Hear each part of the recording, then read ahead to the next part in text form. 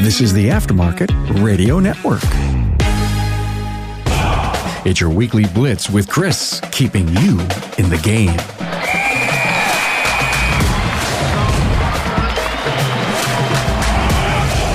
Are you ready to supercharge your auto repair business? This is Coach Chris Cotton from AutoFix Auto Shop Coaching. The weekly Blitz is where industry expertise and business innovation collide, revving your engines for the week ahead. Every episode has game-changing insights, up-to-the-minute industry updates, and practical tips to shift your business into high gear. We're talking about stuff you didn't even know you didn't know, folks. This episode is brought to you by Shop Marketing Pros, the experts in marketing for top-tier auto repair shops. If you're running a successful shop and want to take it to the next level, Shop Marketing Pros is without a doubt your best option. From websites and SEO to social media and digital ads, Shop Marketing Pros help shop owners just like you and me fill our bays, grow our revenue, and build the life we've been working for. Are you ready to take the guesswork out of your marketing? If so, I want you to visit shopmarketingpros.com/Chris to get a free digital marketing inspection and start building the shop of your dreams today. Hey, everybody. So we're continuing the series today. I'm titling this, for better words, Why Workflow Matters More Than You Think. If I just asked you, shop owner to shop owner, have you ever walked into your own shop and felt like you just stepped into a war zone?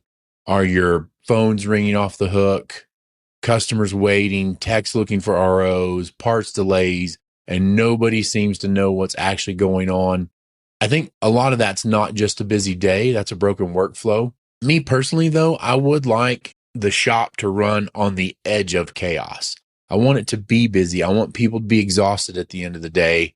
And I want us to say yes to the customers and get the cars in, but make sure that we're doing it on a good timeline and we're always being honest with the customers, right? Here's the hard truth. If you don't control your workflow is going to control you.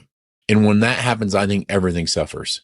Efficiency goes down, average repair order goes down, morale tanks, we get comebacks, and most importantly, profit disappears. So our workflow is how we go from a vehicle arriving at your shop to a vehicle being delivered back to the customer with everything fixed, paid for, and explained clearly. When we think about that, every single step in that process needs to be defined, trained, and enforced. Not micromanaged, not overcomplicated, just clear. What I've created is a 7-step core workflow. I'm going to give you a little bit of instruction, but really it's up to you to sit down and figure out how you want to do these 7 steps in your shop. Let's walk through a basic, scalable 7-step workflow that I think every shop should have. You can customize it, but don't skip the steps. The steps are the same. Step 1, vehicle check-in. The advisor greets the customer warmly, confirms appointment, and clarifies concerns. Vehicle walk-around is mandatory. Take photos of any dings, dents, or warning lights. I want you to confirm the timeline and best way to reach the customer. And I want you to set some expectations up front. When we're setting expectations up front and we're communicating with the customer, I think a great check-in eliminates about 80% of customer complaints later. Now, some people could argue that step 1 should be when we make the appointment. If you want to add that step, add that step. The other thing I want to say really, really quickly is advisor greets the customer warmly. A lot of times we have these counters and we stand behind the counters. Typically, when I work the front counter and help the guys out, I take the stool, put it in the office, and then I stand all day long or as long as I can. I want the customer to know that I'm up, attentive, and ready. When they get through that door, they see a bright, smiling face, and somebody says, "Hey, how can we help you?" Or if you're already helping a customer, you can say, "I'll be right with you." But you have to acknowledge the customer. Okay, that's part of greeting the customer warmly. We could probably do a 10 to 15 minute podcast on just greeting the customer if we wanted to.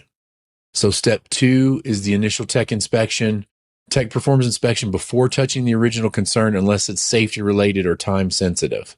I want us to use the DVI to document everything. It includes pictures, severity, maintenance needs, all of it. My mind, a great DVI should have 8 to 12 pictures, more if necessary, but also include some things that's going well with the vehicle. All right. I feel like too many shops treat DVIs like checklists, like they're just like, oh, I'm just going through here and checking the boxes. The DVI should be treated like a sales tool, okay, not a checklist. Next step is number 3, estimate building. The advisor builds the estimate using inspection findings. We're going to prioritize by the customer's original concern. And then after that, we have safety, reliability, and convenience, group jobs to minimize labor duplication. The other thing is wraparound requests. I know everybody that's listening, that's been listening for a long time, has heard me say this before, but if we're in there doing a water pump, are we recommending hoses? Are we recommending a thermostat? Are we recommending a timing belt? Are we recommending a cooling system service? All of the things that touch that system, we need to talk about those as well while we're in there. Step 4, customer communication and authorization. We need to present our findings in plain English. We need to educate, don't sell. We also need to just make sure and confirm everything in writing, email or text. Confirmation is critical. And then we set updated expectations for time and cost, and we are reestablishing the contract. Okay. At all of these steps, I want you to think about new contract is happening, or we have a contract that is expiring and we're renegotiating the terms. Originally, when the customer makes an appointment, you're making a contract with them to have a time to drop off their vehicle. That's all the appointment is a drop-off time. Next, during the drop-off, you are resetting the expectations. Hey, we're going to look at your car in the next couple of hours at X amount of time, or 3 p.m. today. Expect an estimate from me unless we figure out everything sooner. When you're talking to that person at that point and following up with your findings, this is the next contract. Okay, based on parts availability and when we can get your car back in, this is the new time frame for that. And then you're setting those expectations, you're resetting those contracts every time, putting all that together. So number 5 is dispatching again for the second time. You're going to dispatch the first time, but then you're going to redispatch that work out. And the reason why I say redispatch that work out is I want us to be looking at who's available to do the work. Are they qualified to do the work? How can we get this car's customer to them, get this car's customers back to them as fast as we can? Okay. Just because you wrote work in my shop doesn't mean you get to do the work. I know a lot of flat rate techs will be like, oh my God, you're taking stuff away from me. If you have a shop that has 4 technicians and you have 2 technicians with work to do and 2 with nothing to do, and you've got 12 cars that need to get to customers, then that work needs to go to those other 2 techs to get it out of there. Maybe those other techs need to write better inspections to sell more work. I don't know what it is. There's a lot of stuff that goes there. But I'm not holding 12 cars for 2 techs if I can get all 12 of those cars out in a day. I would tell you the flat rate technicians that I've had have never complained because I'm always getting work for everybody. That's the job. Say yes, figure it out, get the work in the shop, get it inspected, sell the work, and then dispatch it accordingly. Okay. Now to my bullet points after me preaching a little bit. Step 5, job dispatching. The tech is assigned work based on skill set and availability. We have to ensure parts are confirmed before dispatching the job. Whoever's doing the dispatchers, if you have one, or advisors, you have to track tech load to avoid log jams. That's what I just talked about. One of the biggest killers of productivity is assigning jobs to techs who are still knee deep in something. We don't want to pull them off because anytime we stop and start, we know that it kills productivity. If you have techs sitting around with nothing to do and they're qualified to do the job, get the job done, get it back to the customer, make sure everybody's happy, and then get in the next car. If you do this, you'll be more productive. You will have more work in your shop. You will say yes to more people. What we're doing in our shop is absolutely insane right now. I know we're busy. I know it's tourist season, but we're getting stuff out and we're making customers happy. We did almost 160,000 last month, just a little bit short. Right now for July, we're on track to do 185, 190 is where we're at the beginning. And that's because we do things this way. And a lot of shops in town are like, oh, well, we're 3 or 4 weeks out. But it's funny, when I talk to those owners of the other shops, I'm like, do you have technicians standing around at the end of the day, like 2, 3, 4 o'clock? And they're like, yeah. I'm like, then you're really not booked out 3 weeks. You're just telling people that for whatever BS reason you're giving yourself. So stop all that. Make the customers happy. Get cars in and out of the shop. Step number 6, QC or quality control and test drive. Every job should be checked by second set of eyes or have a checklist signed by the technician. Test drive any job related to drivability, suspension, steering, or brakes. Confirm the vehicle's clean and ready before calling the customer. Step 7, customer pickup and debrief. The advisor reviews the work performed, shows additional pictures if necessary, discusses future maintenance and deferred work, confirm customer satisfaction, ask for a review before they leave. And the way we do this, the way I do it is I ask the customer, if you think we've earned 5 stars, then we would love to get a review from you. I want you to be looking for that in the follow-up email. If not, then we would love to know how we can do better. And you can reply to Chris in that email and he can address any of your concerns, unless you have something you want to share with me right now. On the customer pickup, we're planting the seed for future work. We're making sure they're happy, and we're planting the seed for the review. And we've been able, since we bought the shop, we were at like 146 reviews. We just got to 220, I think. And this has been in less than a year. We've been able to go from 4.1 or 4.2 to 4.5 now.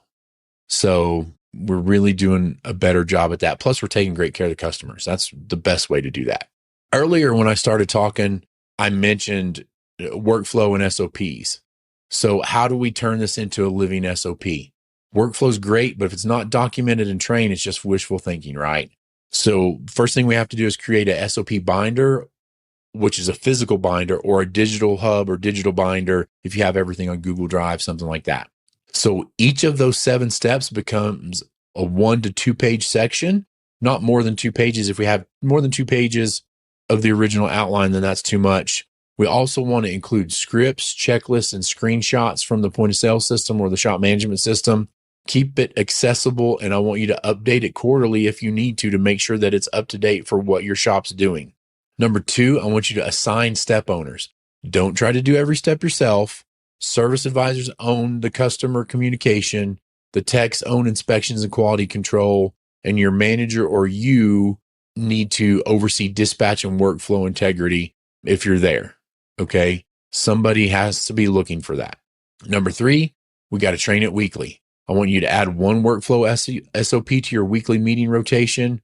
Role play check-ins, review DVIs, or repair order audits, quiz your team. I want you to praise people who follow it. And then here's when you have to put your coaching hat and whistle on. You got to coach those who don't follow it. Chaos is exhausting. You're probably working harder than you should be, solving the same problems week after week. That's not a shop problem. It's a systems problem.